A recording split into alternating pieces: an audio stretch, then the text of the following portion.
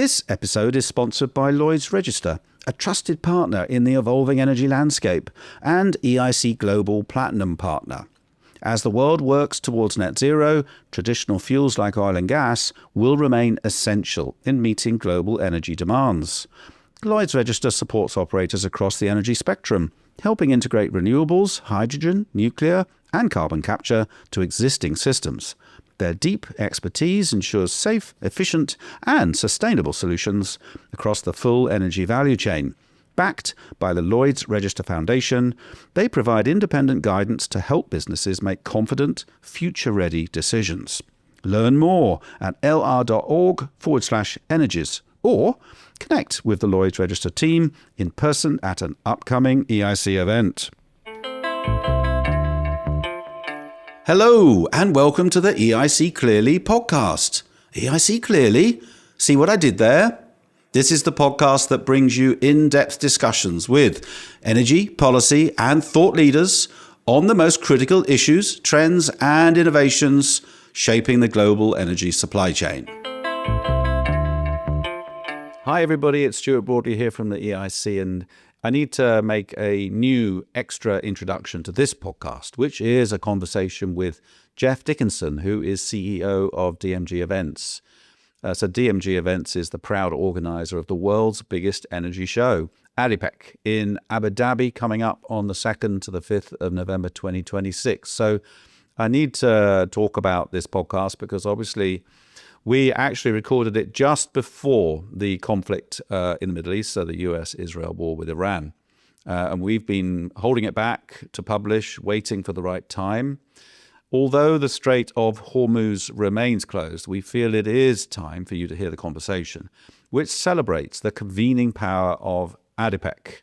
Dr. Sultan Al-Jaber, who is host of ADIPEC, of course, he's also UAE Minister of Industry and Advanced Technology. He's also chairman of Masdar and Group CEO of ADNOC. And he actually recently addressed the Atlantic Council regarding the impact of the Iran war on the UAE. And it's his comments that have made us decide that it's time to publish this podcast.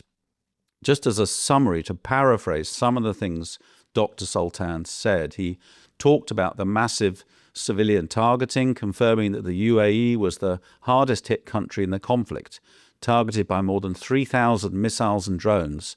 These strikes targeted civilian infrastructure like airports, residential areas, and even the Baraka nuclear power plant. He talks about that it was an attack on an economic model, arguing that the barrage was an unprovoked, erratic and unhinged act of terrorism. He emphasized that Iran was not just targeting infrastructure, but the UAE's broader developmental model of economic openness, tolerance and coexistence. He highlighted and recognized the economic resilience of the region despite the war and severe geopolitical shock. And Dr. Jaber highlighted the UAE's strategic pivot to greater economic independence, which included the country's recent decision to exit OPEC in pursuit of more flexible investment, growth, and supply partnerships. And I was also struck by his words around how a conflict like this teaches you who your friends really are. It is in this light that we, so this is EIC with the approval of DMG Events, are pleased to now publish this podcast, which reveals the amazing history behind ADIPEC and underpins how ADIPEC has always been a very important convening platform for the world's energy industry in such a vital energy region. Undoubtedly, ADIPEC 2026 is to see the most important discussions taking place in a decade. Everything from security, trade, diversification, trusted partnerships, resilience, as well as things as practical as pipelines and alternative sea routes. All these and many more strategic topics are sure to be on the agenda. So I hope you enjoy this podcast, and more importantly, I hope to see you at ADIPEC in November. Enjoy. Hi everybody, it's Stuart Broadley here from EIC, and welcome to another EIC Clearly podcast. I am really pleased today to have Geoff Dickinson with us. He is CEO of DMG Events. Hi, Geoff. How are you? Good morning. It's really good to be with you. It's a great opportunity to have a chat with you about some of our major energy events, and also for me to say a big thank you to EIC for the groups that you bring to our shows. We truly appreciate it. Geoff, you've travelled across from Dubai. I know you've got meetings there, but thanks for coming into the London office here of EIC. And as you've alluded to, EIC is proud to run UK and EIC pavilions at many of your shows around the world. Today, I really wanted to focus on what we call the Glastonbury of energy events. And I like the fact you're smiling. I don't know how Emily Evis would feel about us calling it the Glastonbury of energy events. I should probably ask her. But for us, ADIPEC is an incredible event. Is it the world's largest energy show? I wonder if in China they might say they have a bigger show, but it's more than 200,000 people coming through the doors over the course of the week. So it must be one of the largest.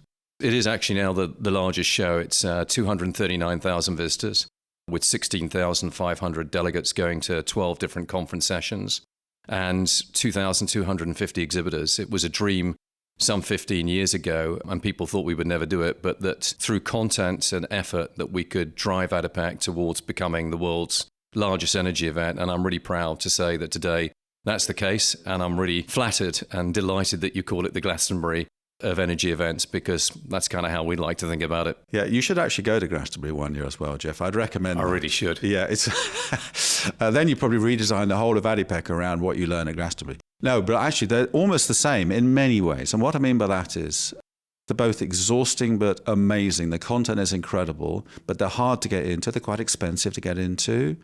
They're difficult to get around. Your feet really hurt at the end. Probably your head hurts. Certainly, I always lose my voice at the end of ADIPEC because this time it's the air conditioning rather than the singing. But an incredible event. So I want to talk to you about the inspiration behind and the hard work behind and the magic behind ADIPEC. So let's start with you. So how did you end up with this job and how have you made it such a success? I think also DMG Events. Who is DMG? So I've done a number of things over the years. I was in the corporate world. I was the global managing director for a business called IR Events, which morphed into becoming a major part of Informa some years ago. And after that, I decided to go out on my own. So I launched a couple of businesses. I sold one to Messe Frankfurt, which became Messe Frankfurt Middle East. And then I launched another business and I sold it to a company called Clarion. And then in 2010, Daily Mail Group, DMGT, came along and said, we want somebody to reimagine our events business, but we need somebody different. We need somebody that's been corporate, because you're going to need corporate discipline to make sure that you report properly, that you run the company properly and you're compliant and you do everything decently and honorably. But we need someone that's been an entrepreneur, somebody that thinks differently, that tries to grow businesses, that's not scared of risk, that adventures a bit. And so I took up the challenge, and at the very early stages of looking at that challenge, I looked at one show that we had, which was ADIPEC. And back then in 2010, I went around the show. It was a very good show, but it was ostensibly a national oil and gas show. And I just pondered and wondered, couldn't things be different? We were sitting in a region that was probably, in my view and in many other people's view, the world's largest reserves of energy at that point in time. And so for me, it seemed strange that why couldn't we dream bigger? Why couldn't we be an annual global show, bringing the whole world into Abu Dhabi? Because Abu Dhabi has great hotels, great facilities. And I felt that with a good team, we could do that. We could create the world's largest energy event. And I brought in our current president of the energy division, Chris Hudson, who I worked with before. And Chris is... He's a rock star, isn't he? He's an absolute rock star and a force of nature. He works 24/7, just unbelievably committed, tremendous flair, good attention to detail. And he was absolutely instrumental in putting in so much new content and new features to ADIPEC to just completely transform the show. So let's, before we get into the detail of how you did that, just go back to DMG, Daily Mail Group. Who is Daily Mail Group and why have they got so focused on the event side of what they do? You know, the events business, if I go back 15 years ago, was a reasonable part of Daily Mail's group and empire, but not something that they were necessarily particularly investing in or particularly kind of motivated to drive forward. And this is Lord Rothermere's It company. is Lord Rothermere. I've been with him now 15 and a half years. He's actually a truly wonderful man. I really like him professionally and personally. He's been very good to me and very good to DMG Events. From the very start, I think in going back to what I was saying, in choosing someone that had corporate discipline, because you have to in a large organization, being entrepreneurial, was a risk for him because he knew that having run my own businesses, I would want to really kind of put my own stamp on it and try and treat it almost as if it was my business. And during the 15 and a half years I've been with him, he's just given me, beyond what I expected, actually immense freedom, absolute immense freedom to take every event that we've got back at the time and reimagine every event, dream bigger, do more, invest, worry less about margin at times. When I joined the business, and in fact, I think it's the dream of most big event organizers, they want a net margin of about 30%. We completely changed that and we have a net margin of less than 20%. It's very unusual for trade fairs, but it's a reflection of the fact that with our events, as you know, Stuart, we go massively heavy on content. We're not afraid to invest in a lot of different features and to make the shows much more compelling, much more rewarding, and a much bigger experience for very important exhibitor groups like EIC, who put their confidence as investors. We want to give them, we know it's expensive, but we want to give them a much better return on investment than we think they might be able to get at other events. Yeah, so it is an expensive show. It's actually not the most expensive show. There are many more that are much more expensive, but still, it's a big investment for us and for other companies to go. But you've got to be there. It's the show. And if I talk about ADIPEC from an EIC point of view, it's the biggest national pavilion. So we run the UK pavilion at many shows around the world, and we've done that for more than 50 years as a partner to the British government. And we're proud to do that. But ADIPEC is by far our biggest UK pavilion. In 2025, we had, which is the last year that we had a pavilion, and we're looking forward to the 2026 year. We had 127 companies in the British pavilion across 4 halls. And we weren't the largest national pavilion either. But I think we were about the 4th or 5th largest national pavilion. We're striving to become the largest. We just need a bit more space, Geoff. I'm hoping you can help me with that. I hope we can. Chris for me. If you're enjoying this podcast and think you have an inspiring story to tell, contact me, Stuart Broadley, directly, as I would love to do a C-level podcast with you too. EIC is proud to be the UK's largest membership energy trade association and the 5th largest in the world. We are unique around the world for 3 reasons. We are truly energy agnostic, believing all energy technologies are vital to delivering energy security, affordability, and a just transition. We are the only energy trade association anywhere in the world that offers a truly in-house one-stop shop for market intelligence, networks, and events to help our members export, diversify, and grow. And we are proud to be the voice of the energy supply chain, advocating for the 5 golden rules of a healthy energy supply chain. More details on EIC membership, the 5 golden rules, details about doing a future podcast with me, and how to contact us about anything else are in the description for this podcast. But anyway, so it's an incredible event. And I think you're right. I think the reason everybody needs to be there is very compelling. And I would say from an EIC point of view, what our members tell us, the companies that exhibit at the show, is that it's the only show in the world where it's truly global. All of the operators are there. So it's not just a supply chain show. Many shows feel like they're supply chain shows with some operators, or they feel like operators are there, but they're kind of regional. This is all operators around the world need to be there. So therefore, of course, all the supply chain companies want to be there to meet all the operators. And I think the other thing that ADIPEC does is it sets the tone, it sets the theme for the energy industry globally. And I think this is through your partnership with Dr. Sultan Al-Jaber. Yes, it is. So the CEO of ADNOC and the chair of Masdar, and so many other roles he has, ministerial roles. And of course, he was previously COP28 president as well. You've done many things right. And so I was interested now to get this back to 15 years ago when you came in as CEO of DMG Events, working for Lord Rothermere. And he'd given you then, sounds like a broad blank sheet to say, go, be entrepreneurial, be courageous, create something amazing. Why did you choose ADIPEC as the show you were going to focus on to make it the biggest in the world? And how did you address those early years of what were the building blocks you put in place to make it happen? So we figured that within the region we were in, it was the biggest region for energy in the world, and therefore it appropriately should have the world's largest energy show. It's not a given, of course. After that, you've then got to do the work. And so we decided that we wanted to become not just an oil and gas show, but an all energy show, that we would be still involved in the supply chain for oil and gas, but also look at new energy supply from renewables, looking at decarbonisation, looking at carbon capture, understanding that you had to take a absolutely practical approach to energy. What you tend to find, I'm sure Energy Industry Council knows this more than anyone really because of your expertise, is that you get either one very extreme view which thinks that we could by tomorrow morning be using fully renewables, but that's not possible, it's not practical. And then you get another extreme that kind of says, well, it's oil and gas forever and renewables isn't going to make up much of the mix for a very long time yet. But it's neither of those two things. It's the fact that the energy industry has endured for a very long time and is absolutely vital for humanity, for the growth of manufacturing, for the growth of the standards of living, for medical, for turning on the lights in hospitals. And therefore, you have to have an absolutely practical approach. You've got to use the resources that are available to us today. And that does mean carbon resources, but you can do it responsibly with decarbonisation and carbon capture. And you can bring renewables in. And you have to look at managing the grid. So with ADIPEC, we decided that we were going to become an all-energy show.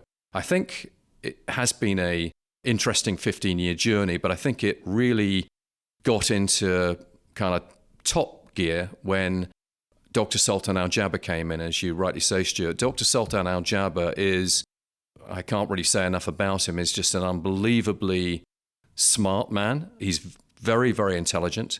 He's very involved in ADIPEC, which you wouldn't find from a lot of other heads of very large companies like ADNOC, also part of Masdar. He's also was, as you say, the COP president and also the Minister of Manufacturing and Advanced Technologies. He holds many jobs. He has an incredibly busy schedule, but he frequently meets with us and has a team dedicated to ADIPEC because he believes, as we do, that ADIPEC is a show in the right place. It has the right idea in being an all-energy show, and he believes that we can produce year on year the world's largest gathering, the Glastonbury of energy events, and that's... You're going to use that now, aren't you? I'm going to use it now. It was interesting. You talked to me about that this morning when I came in, and I like it. It's a good analogy.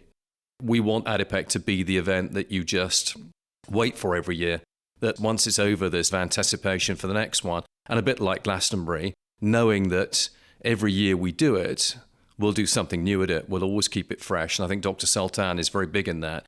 Every year when we get together with him after the last event, he literally sits there and says, before we can even draw breath, what's next? What's new? What are we going to do now? So I wanted to talk to you about this idea of his direct involvement. And as I say, he does his opening speech, which is always very difficult to get into. And that's one thing I would say is you've got less and less seats available for people to get into there. So... because everybody wants to get in and hear what he has to say, because he sets the tone which the whole industry then follows for the next year, actually. He does. So this year, the tone was energy, intelligence, impact, which, okay, I guess was all about trying to embrace all energy, AI, and then doing something with all of this. So get on and make decisions and sort of stop waiting.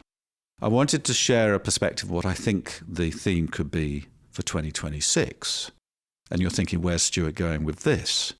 So I walk around with this podcast equipment all the time now. And going to ADIPEC from the UK in November 2025, I got stopped in Heathrow through the X-ray machine.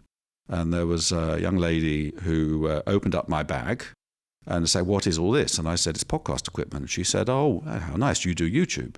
And I said, no, but I'm going to. She said, oh, lovely. What do you do your podcasts on? I said, energy. And she said, oh, that's great, positive energy. And I guess she was meaning like sort of positive mind and soul type energy. And of course, I was like, sort of. But actually, wouldn't that be a brilliant theme for ADIPEC 2026, positive energy?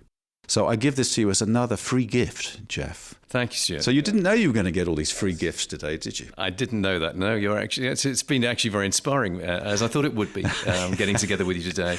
And Dr. Sultan probably he has talked about positive energy. So again, it's very intuitive for you to mention that because I think one of the things that Dr. Sultan thinks, which is the same as we do as a show team, is that you do need an all-energy event, and you have to accept that for the next at least 30, maybe even 50 years, you've got to be able to work with all forms of energy responsibly and make sure that obviously it is cleaner and greener, but you will nevertheless work with all forms of energy, and it has to be positive energy.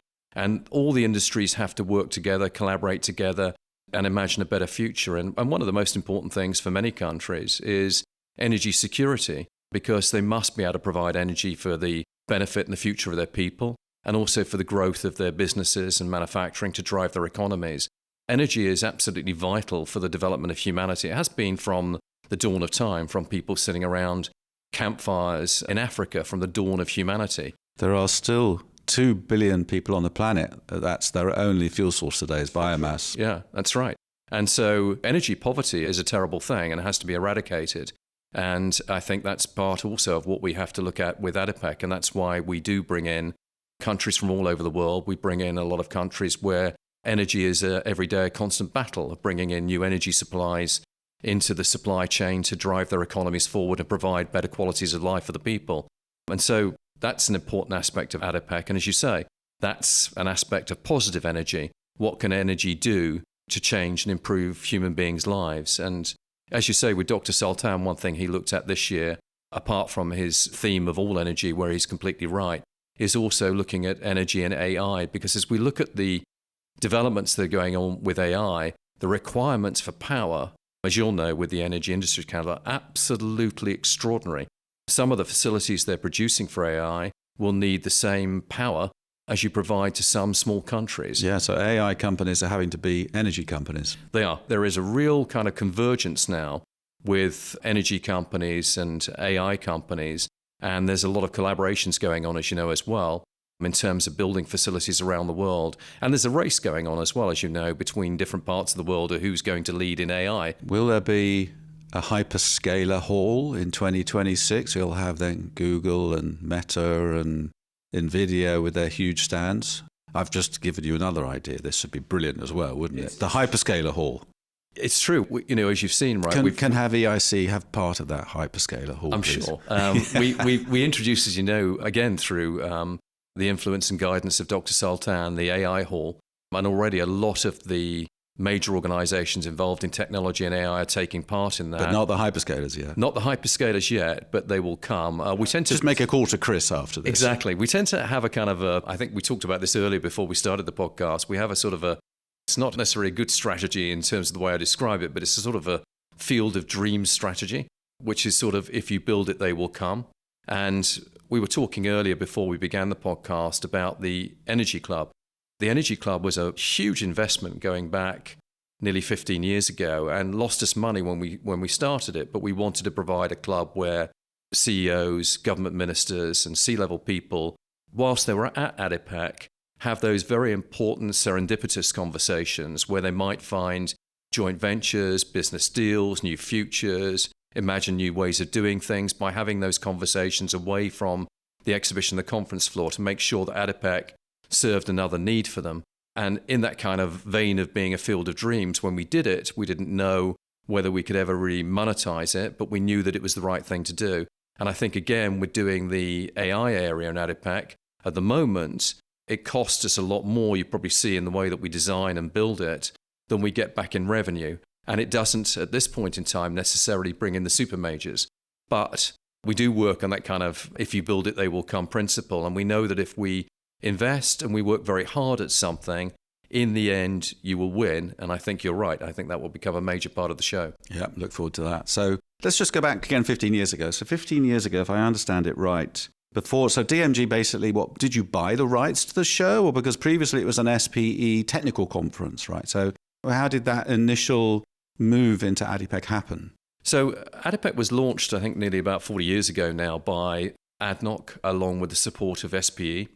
They ran it initially in the Intercon Hotel in Abu Dhabi. It was a small conference for maybe 150 to 200 people, but they dreamed that one day it would become a major event. They passed over the ownership at one point, I think, to the Abu Dhabi Chamber of Commerce and Industry, who ran it downtown in Abu Dhabi. And then later, when Abu Dhabi National Exhibition Centre built the first part of the new centre, the ownership was passed over to Abu Dhabi National Exhibition Centre. But they recognised that whilst they were building a good venue and they did own some shows their own, that maybe they weren't the best owners and custodians of ADIPEC, and they wanted to sell it to a company that might be able to invest and take it further forward. So predating me joining DMG Events, it was sold to DMG Events in around about 2007, 2008. And so it had already been owned and operated by DMG Events about 2 years before I came along. Because you joined 2010. Exactly right. Yep. So 2010, I came in, and at that point, DMG Events were certainly looking at making it a more robust and a better show, but they didn't actually dream that it could become the world's largest oil and gas or the largest energy show as it now is. So when you joined, there were 600 to 700 technical delegates going to the events. It's only 15, 16 years ago. It's quite incredible. If you go back 15 years ago, it was about 600 delegates in one technical stream. Now it's 12 streams and nearly 16,500 delegates. So it's an extraordinary progression. And what we do with the conference is we cover everything from specific topics like decarbonisation or maritime or carbon capture. We also cover traditional topics, things like horizontal drilling. But beyond that, we have CEO sessions, ministerial sessions, the big opening session with Dr. Sultan. We have the women's stream. We have a stream for youth. And so we try and cover every aspect that's important to the energy industry. And that's seen its dramatic rise from 600 delegates to now about 16,500 delegates. So that's technical conference delegates, and then with 239,000 people through the doors in terms of exhibition visitors. That's incredible numbers. What's the size of the show today in financial terms? In financial terms, the energy events that we run are getting on for about 50% of the entire turnover of the business now, because we've used ADIPEC to become a blueprint of how you can use content to become a major festival for that industry. And so we've applied the same principles to Gastech, which, again, I know you're very familiar with. Gastech now is a show that has about 50,000 visitors, moves around the world, and has become quite likely the most successful event for the gas industry, not just traditional LNG, but also now covering other major parts of the supply chain with hydrogen and other aspects. And we also have a major show in Cairo, in Egypt, which has become a very big and very successful show. We also operate India Energy Week, which will take place towards the end of this month in Goa. And we've also just created a brand new show in Beijing. You talked about China. So you're right, China is a huge market, if not the biggest market in the world. And we think that with the Beijing Energy Congress that will take place in January 2027, we can create a major all-energy show in China.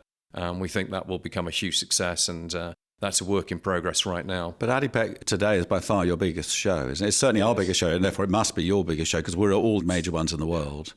How big is it? It's the biggest show for DMG Events. I can't, because obviously it's kind of I can't tell you the financial revenue of the show. It is substantial, but as we were talking about earlier, funny enough, it's quite a low-margin show, because with ADIPEC, there is massive investment. We don't take the support of organisations like the Energy Industry Council lightly, and we know how expensive it is to come to shows. So in return, we don't look for a high margin. We look for a low margin, but we look for producing a very, very big show as a result by being very, very heavy content driven. Yeah. Are you an energy business looking to revisit your strategy? Did you know EIC's Consult team helped 50 businesses last year? How?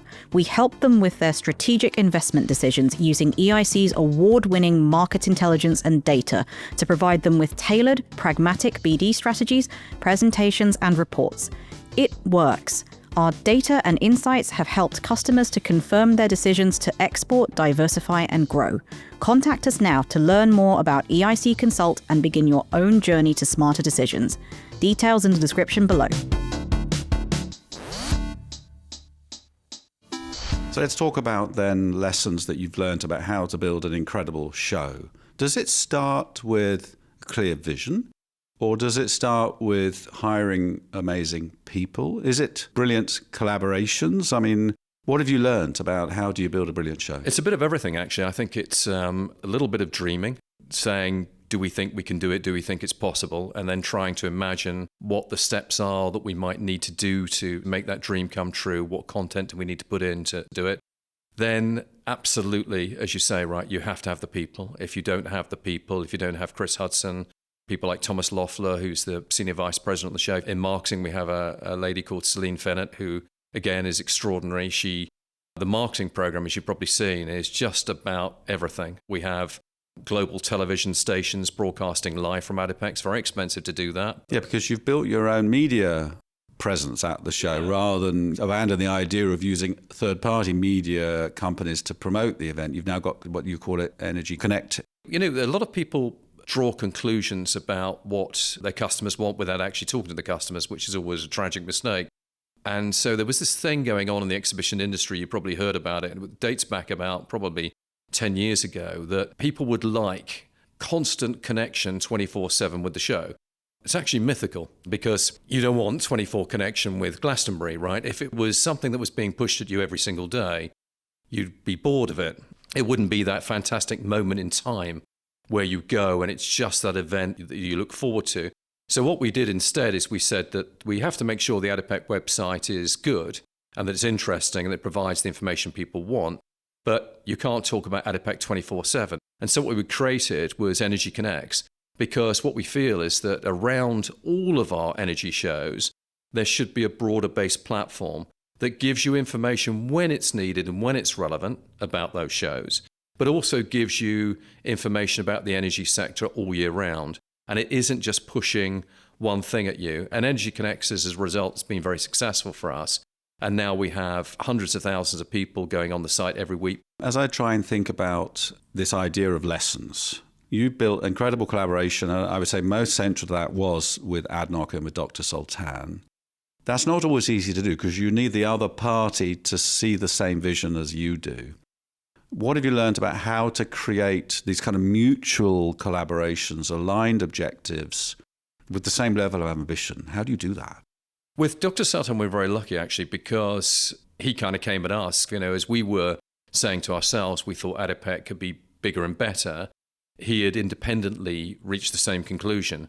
And so he asked us to come and see him. And we realized that we were very aligned straight away, is that he had a massive vision himself for what ADIPEC could be through him becoming very involved and through strong stakeholder support. So with him, we were blessed and very lucky and continue to be so. He is passionate about the show, dedicated. Is it just good luck somehow that with Dr. that, Sultan was there at the right time with the same ambition? There aren't many Dr. Sultans. There are not. It was very, very, as you say, Stuart, fortuitous that as we were looking to dream bigger and better, he absolutely wanted to dream bigger and better. And so we were very aligned very quickly. He drives us hard because even if we think our ambitions are big, his are always bigger. But the thing is, I think he feels it's his show. What I mean by that is when he walks on that stage on day one, he's not a speaker.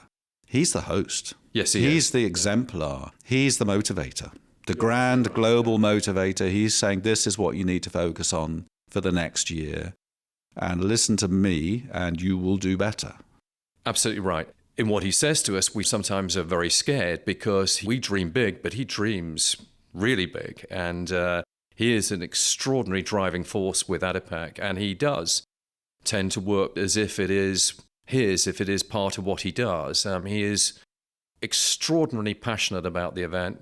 And he just every year wants us to do new things, try harder, be better, and working with him is an honor and a privilege. We're very lucky to have Dr. Sultan, and it was just one piece of extraordinary good luck and a story of trying to make a show bigger, better, and a global presence. And one of the things I keep waiting for him to do is to build a bigger, better conference facility. So ADNEC's amazing, but it's full. So ADNEC, Abu Dhabi National Exhibition Centre. Have you got any updates on whether they're going to build a bigger exhibition hall? It is a massive financial commitment. We do believe that it is quite likely it will happen soon and that maybe by 2027 or 2028 we will see a much bigger venue that will be able to give ADIPEC much better facilities both for exhibitor groups like EIC that take part, for visitors that come along, for people that have to kind of drive there each day. It's not easy at the moment because we're very close to the city in Abu Dhabi. So likely the new venue will be on one of the islands, which would be very good because that would make it proximate to both Abu Dhabi and much more proximate towards Dubai as well, where a lot of the supply chain is already housed in places like Jebel Ali. That would make a lot of sense. And it's funny, from a national pavilion organizer, we, on the one side, because we can't get all of our exhibitors in one hall, so we have it spread across 4 halls. We would love to have them all together. And we know there's just not enough space for everybody to be moving around. So we are where we are with the current hall. We're one of those saying, yeah, bigger please. But we also have the anxiety as then a major exhibition organizer within ADIPEC, which is, where are we going to end up? With EIC, you have no fear because we like you, Stuart, as you know, and we like EIC. EIC has been a loyal supporter of ADIPEC for a very long time, one of the largest groups and pavilions within the show, and a bunch of exceptional and wonderful exhibitors who we have strong feelings about and wanting each year for them to do very well. So when the plans for the new venue come along, we'll consult with you very early on, and we'll make sure that you secure one of the absolute best locations and that we take care of you very, very well. And then also in finding you that new location, we will also make sure that it's got room for growth and expansion as the years go on, so that you don't get fragmented or split up in future years, because we want to, as you can imagine, always deliver you the very best experience we can. That's great to hear. What a relief. So I guess last couple of questions, really. What's the main challenge that you face going forward with ADIPEC? Is it keeping it vibrant and relevant, or is it just meeting the sort of constantly changing geopolitical and energy challenges? I mean, how do you approach each year in terms of, okay, we start again? Is it easy? Every year we try and introduce new themes to every part of the conference, the 12 conference streams. There are thousands of speakers, and every year we're trying to keep the content fresh, new, up to date, in tune with the industry, most importantly. And every year as well, Dr. Sultan wants us to dream bigger and better. And so it's very challenging. I think that's the biggest challenge, is trying to keep the event fresh every year. And we know that if we try and just rinse and repeat, that isn't going to do it, that isn't going to get it. That's not what our customers pay us for. And so, a lot of people say, how early do you begin the work on the next ADIPEC? And the truth of it is actually, because we get a lot of feedback at the show, the work for the next year's show literally begins on site at the existing show, where we take feedback on every level from exhibitors about the customer experience, about the conference content, about whether there could be new features. And so it's challenging. That's the biggest challenge every year, is making next year new again, refreshing it. But it's an enjoyable challenge and a fun one to do. What's the measure of success that matters most to you for ADIPEC? I think the biggest measure of success is not really, we love to talk about the numbers because we think we've achieved a lot. If we go back to 2010, there were about 20,000 visitors. There's 239,000 visitors now. So we're proud of the numbers, but they're not it and they're not everything. Most importantly, what we want to achieve every single year is that our customers are happy. That's the most important factor. Whether, as hard as it may be, and we understand that as well, and these are things we can't currently cure, whether it's difficult to get to the show, there are queues, there are driving difficulties, or if it's hard to get a car, some of the things we can't currently solve, we should be able to solve with a new venue. So we hope that beyond any of the frustrations that a large event will give people, that beyond the frustrations, ultimately we deliver a good customer experience. That's the most important factor to us every single year. Yeah, so it's about feedback. And certainly my feedback to you is it's our favourite show. We really appreciate that. And all of our exhibitors give the same feedback. And we normally fully book for the following year's show during the current year's event. So it's a first week of November, almost always, except for when there's something like COP that gets in the way. And during that week, we're then booking up for the following year's show. And this year we booked nearly 100% of our main hall in one day. There's no other show like that for us. So that's my feedback to you. So keep up the amazing work. And I think the final thing I would ask is, so what's next for you? I think 15 years, you're doing incredible work. What's next? I think just to keep trying, really. We have an active launch program, but we are very conscious of not launching where we're not wanted. So if we see a country or place that's well served, We don't launch there. We'll only ever launch into territories where we feel there is space for us to do that and we can perform a service for customers. And so I think what next is looking at other places where we might be able to launch good shows to bring good customers like EIC members to new markets.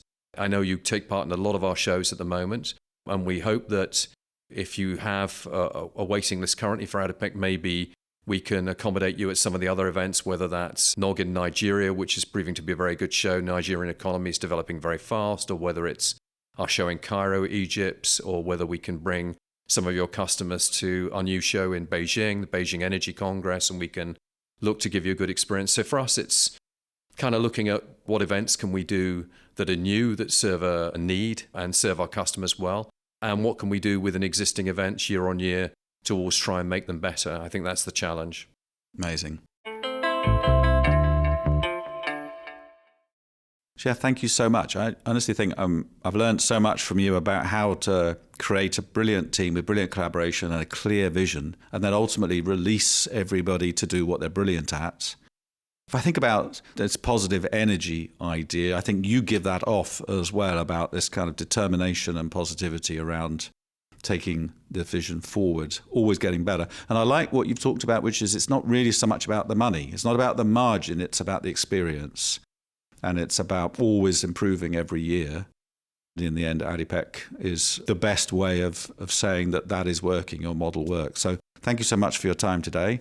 Lovely to see you, and safe travels back to Dubai. Thank you, Stuart. Lovely to see you. And thank you once again for your support and for Energy Industry Council support. And we hope to serve your members at many of our events through 2026. And we hope we'll always constantly try harder, do better, and give you a good experience. Amazing. Thank you. Thank you.